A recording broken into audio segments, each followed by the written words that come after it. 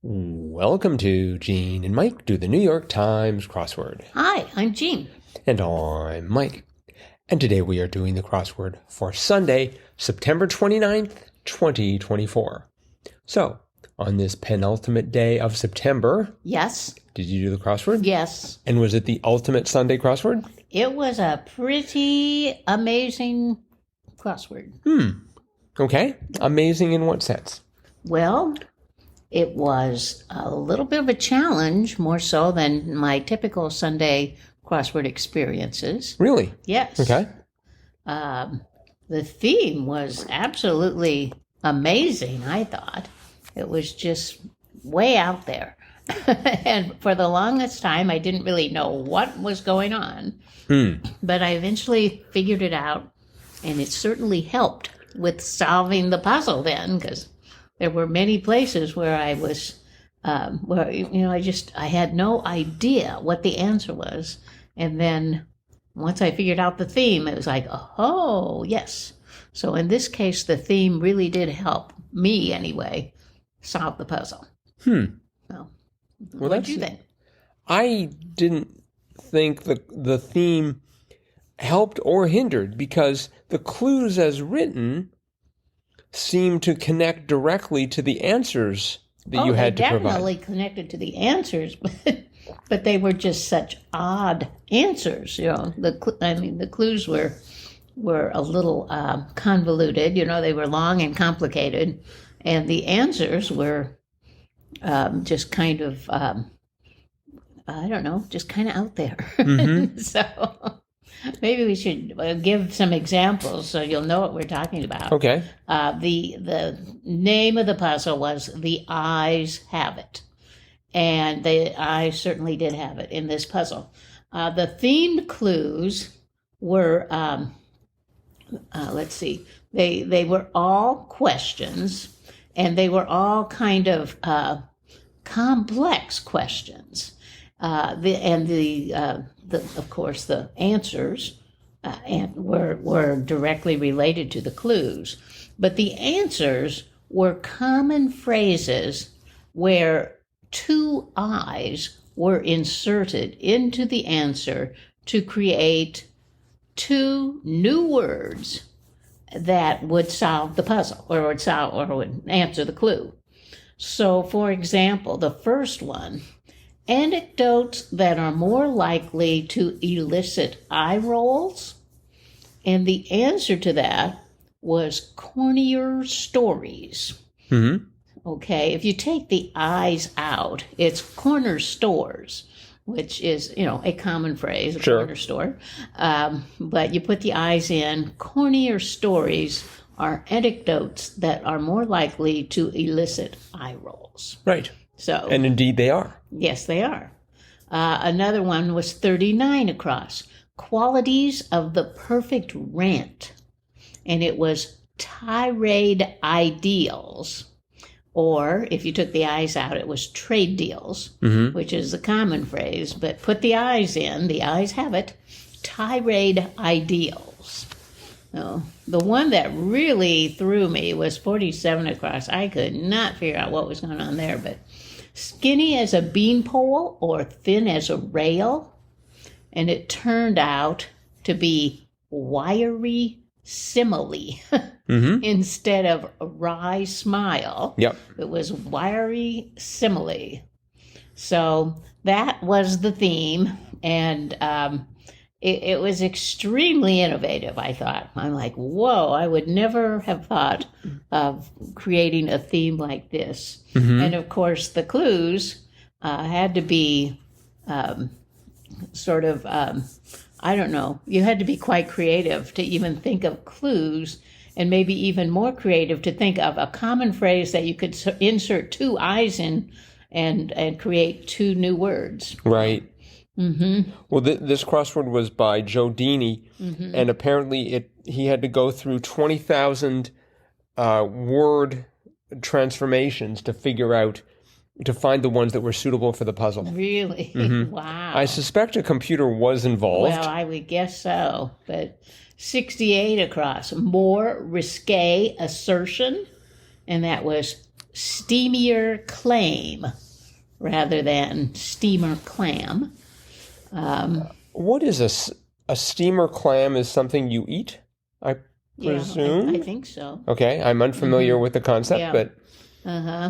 And then we had 87 across, reasons that commuters might prefer Uber, and that was taxi biases instead of tax base. And then we had 95 across, in-depth knowledge of the menu, perhaps, and that was waiter Métier. Instead of Water meter.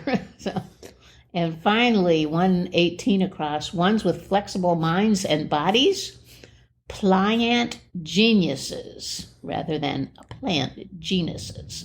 So extremely clever. Yep. Just really, really out there in terms of creativity and just very unique. So. And I think most of those answers were debuts, which is often the case with themed answers. Oh yeah, I can believe that. Yeah, I had I got sort of a little bit hung up with around the vicinity of 47 across because it crossed with 23 down. Prepare for the stand, and I had the word swear, and I thought it could be swear to, swear on, or swear in. And I decided I liked swear on, as in, like swear on a Bible or something. And so I had wiry simile, which, and then when you got rid of the eyes, it was rye smole. I wasn't sure what a rye smole was. And eventually I realized, it has to be swear in. I think that actually might have been my last answer. So... And some of these were cornier stories, anecdotes that are more likely to elicit eye rolls. Didn't sound forced at all. Right. And in fact, neither did wiry simile. But I thought one of them, like qualities of the perfect rant, tirade ideals, that sounded a little like they were sort of working to make that. Well, pliant geniuses was kind of odd. So... I thought they were all a little, and waiter métier was, right. It's not a phrase you hear too often. I don't think it was like water meter. It could not have been easy to write these clues. No, you'd have to be extremely creative just to write the clues so that they fit with the words. So. And Joe Deeney definitely is. This is his 20th crossword, and he's always good. I like Joe Deeney's crossword. Yeah, and he's done them. He's got like pretty much 2 on Sunday, Monday, Tuesday, and Friday published. And then he's had 4 published on Wednesday, Thursday, and Saturday. So he's definitely covered the whole spectrum there in terms of degree of difficulty. But I like how it started off. It started off with a great clue. Establishment where you might eat a muffin while petting a ragamuffin. That was a CATCAFE. That's right. That was just like standing ovation right there. And there were a lot of other good clues, too. Oh, yes. I think one of my favorites was 119 across. Let's see here. Was it 119? No, it was 119 down. Not online, IRL. In real life. Oh, I didn't know what that stood for. Right. Yeah, my students have used that occasionally. IRL. In real life. Oh. For people who don't have the time to say, in real life. Now I know. I didn't know 117 down. Keenan's co-star on 80s or 90s TV, Kel. Keenan and Kel, yes. Great. I don't know Keenan. I don't know Kel, so at least I'm consistent. What were they in? I don't really know them either, but they were a comedy duo. They made several movies. And now one of them is on Saturday Night Live. I can't. Sure. I think it's Keenan is on Saturday Night Live. Because I thought I knew 2 actors. It was like Peel and Keegan. Oh yeah, Peel and Keegan. Yeah. Yeah, they were different acting duos. Was it Keegan or I think it was or Keegan and Peel. Oh, okay. Yeah, I think so. Okay. I would never doubt your knowledge, your encyclopedic knowledge of pop culture. I thought 77 across was an interesting clue. Extreme pessimist. Doomers. Yes. I've never heard that word before. Doomers. Well, I also, that reminded me of the phrase doom scrollers, which I also learned in the New York Times. So, let's see. 19 across was a gimme for me. 2019 sci-fi film whose title means To the Stars, Ad Astra. Now, if they just stopped it at 2019 sci-fi film, I would be doomed, but To the Stars, Ad Astra, I definitely know that. Oh, okay. And great movie, highly recommended. And our favorite restaurant, or one of our favorite restaurants, fast casual bakery chain, Panera. Panera made it, yes. Yep, this podcast, not brought to you by Panera, but we gladly do it if they would just send us, I don't know, free sandwiches or something. Attention Panera managers, drop us a line, crosswordpodcast@icloud.com. We'll talk. Or we could just talk at your restaurant. There's a word you don't see too often, 94 across. Disorderly agitation. Tumult. Tumult, or however you pronounce it. Tumult. Tumult? That's the way I've always heard it. I always say tumult. Tumult. Tumult. I don't know. Anyways, because I think of would you say tumultuous or would you say tumultuous? Tumultuous. Really? I think so. Must be just a dialect sort of thing. Maybe. We actually have a little bit of listener mail, speaking of pronunciation, and that's how you pronounce it. Oh, yeah. Someone has contributed something for that segment, which we will get to. Let's see, 21 down. Popular news source, public radio. And indeed, we have ads airing on public radio. It's not clear that any of them have had any effect whatsoever. If anyone listening today is listening because of an ad they heard on public radio, drop us a line, crosswordpodcast@icloud.com. Oh, yes. Now, to be fair, we are only advertising in Northeast Wisconsin because that's all we can afford. So, if anyone from I don't know, Green Bay happens to be listening and they're listening because of that, we would like to know. Yes, definitely. Let's see, 27 across. Sport with union and league varieties was rugby. Right. Yeah, that went right over my head. I'm just going to assume that there's union rugby and league rugby. That sounds like they've got different sets of rules. I think they do. Oh, man. Well, I mean, Canadian football and American football, they have different distances. That's right. Right. Let's see here. We had 31 across. Players who straddled two positions in hoops lingo. Tweeners. Tweeners, yes. I did not know that. We've seen that, I think, in the crossword before. No, we have not. We've seen tween. But that's a sort of a preteen. Right. Tween. I was thinking we'd seen tweeners, but if we did, we saw it in 2005. Oh, my. Where it was clued as some middle schoolers. Tweens, yeah. Right. No, this was the answer was tweeners here, but it was clued as some middle schoolers. Interesting. So, I guess you have to have a really, really wide stance to be able to cover two positions. Right. Maybe. Yeah, I guess, yeah. We had 47 down. Splashy gambler in lingo, whale. A whale. I just like that. Yeah. So I wonder if you have a bunch of gamblers, if you'd call them a pod. No.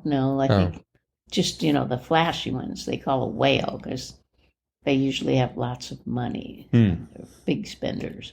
And a lot of blubber, probably. Well, maybe. I had trouble with 93 down. Jalapenos hotter cousin. And I had the N and the O, so I wanted it to be poblano. But it was Serrano. So I'm pretty sure I got that all through the crosses. Let's see. We had another great one that I just managed to lose. Oh, yeah, 54 across. Yodel alternatives was ho-hos. Yes. I don't know what a yodel is, that a ho-ho would be an alternative. I have researched this. Oh, you because have? I think it's important that we demonstrate to our listeners that we know how to use Google. Okay. And it's a food. So Ho-Ho's is made by Hostess. Yeah. And there's a company called Drake's that made an alternative frosted cream-filled devil's food cake called Yodels. But Yodels, or Drake's was acquired by Hostess. So now you can buy Hostess's Ho-Ho's or Drake's Yodels, which has on the cover by Hostess. So they're exactly the same thing, probably. I doubt it. I mean, I don't think they changed Drake's splendid recipe, which I'm going to assume is going to consist of things like polysorbate 80 and lots of red dye number 5. I don't know if there's any food in there or not. Well, I originally put echoes. You can have a yodel or you can have an echo. Well, I just sort of envisioned someone going, yeah, ha, ha, ha, ha, and then ho, ho, ho. Yeah, I know. I was like, ho-hos? What's that got to do with yodeling? but it was food stuff and a great clue. That was. See, you learn things when you do the New York Times crossword. Some things more useful than others. Well, now if I ever see yodels in the store, I'll think, oh, ho-hos. So that could be my alternative to ho-hos. Right. I'm afraid to see what the saturated fat content in those are. No. We did have, speaking of learning things, 70 down, 200 milligrams to a jeweler is a carat. Yes. Now I know how much a carat is. 1/5 of a kilogram. Right. Wait. No, 1/5 of a gram. Excuse me. Yep. It'd be bad if it was 1/5 of a kilogram for a carat. Yes, I suppose. People would have these diamond rings that would be the size of small boulders. Right. Or possibly the size of 102 down, largest of the citrus fruits, the pomelo. Right. We had that not too long ago, and it's made a comeback. Yep. And I believe those were gigantic citrus fruits. Yep, that's right. So, and if they were out of diamond, they would be very expensive. Let's see, 123 across. Home to 8 of the 10 fastest growing cities in the U.S., Sunbelt. That's right. People should know, though, that with global warming, you probably want to relocate to Wisconsin. Come north. That's right. We have winter. Boy, do we have winter. But right now it is a balmy 66 degrees. It is very nice That's right. now. That's our weather report. Beautiful weather. We've had beautiful weather all summer, except for a couple days. Hot, really hot. Yep. Oh. And if we told people how hot it was, they'd be like, that's like fall for people in the southern U.S. Yeah. So we'll not do that. Gershwin composition that opens with a famous clarinet glissando, Rhapsody in Blue. That's right. So I was hoping you could sort of do that. No, I can't. You can't do a glissando? No, I don't sing glissando. Okay, well, I wasn't sure. I don't know if anybody can do that. Did you know 37 down? Campaign of mind games in brief. PSYOP. No, but I might have had the P and sort of had an idea as to where it might be going. That's where I ended up, because I didn't know the last letter of that, because it crossed with 59 across. Poetic foot with a dun dun dun rhythm. Yeah, it didn't really help very much. Which was Anapest. Anapest. I don't know anything about poetic foots. I don't know. I never studied anything like that. Did you remember studying things like that in school? I don't remember. I don't remember school. Poetic foots? No. We had poetic feet, but never poetic foots. The one that you usually see is the IAMB, right? Right. But this is another one, Anapest. So yeah, now I know two. I think if you listen to the song of Budapest, it is written in Anapest. Oh, it is not. No, it is not. But I had the starting letter. Let's see, 38 across. 36 across. Longtime NASCAR sponsor, STP. That's right. I knew that off the top of my head. Yep, that's a common clue. And then we had 42 across. Where to watch the big game? Safari, which was great. So I had PS. And starting with PS is just like, okay, well, it's games. It's got to be like psych or psychology or something like that. I thought that too, but I just had never heard PSYOP or Anapest. So once again, you learn things in the classroom. Yes, indeed. One last, and then we'll wrap it up here. 113 across. Director Johnson, Ryan, spelled R-I-A-N. Yes. Bet they have to spell their name every single time. I think so. One of the advantages of being Mike, there's very little ambiguity. I mean, even with Gene, there could be, there's lots of problems right. with Gene. No, if it's Mike, it's I can M. tell you tales of the way people try to spell Gene. All right, well, that's it for the crossword. An excellent crossword by Joe Deeney. I think worth 5 squares on the JAM CR scale. I would concur. And finally, we're going to wrap it up with a little bit of fan mail. We have fan mail, and this is from, let's see here. It is from Gregory, Los Angeles, California. I'm kind of late with this feedback, but in a recent podcast, you both had trouble pronouncing alacritus. You're probably more familiar with the noun form alacrity. Yes. The adjectival form, no, I'm going to need help pronouncing adjectival form?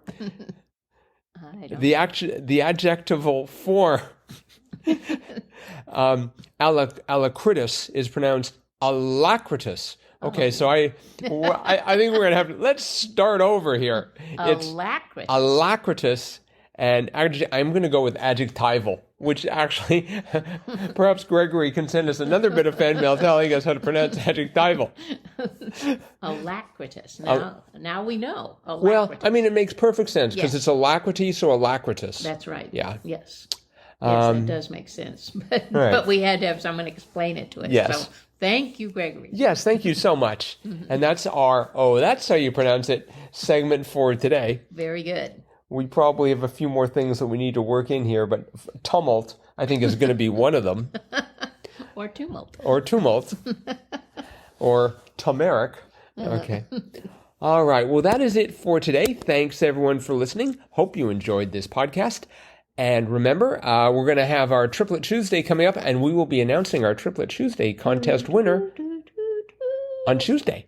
Yep. So there's that to look forward to. But even before then, we've got Monday to look forward to, and we will be back to talk about that crossword tomorrow. Bye-bye.